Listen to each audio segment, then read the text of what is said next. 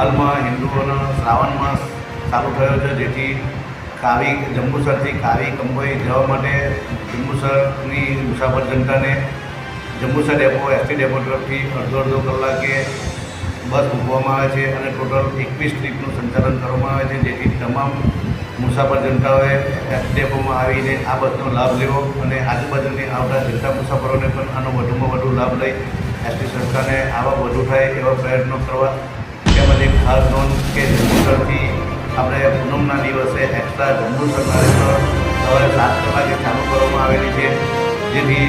જે ભાવિક ભક્તો નારેશ્વર જતા ભાવિક ભક્તો આ બસનો વધુમાં વધુ લાભ લઈ અને આનો ઉપયોગ કરીને પોતાને વધુ આવક થાય એવા પ્રયત્નો કરવા આપ સૌને મારી નમ્ર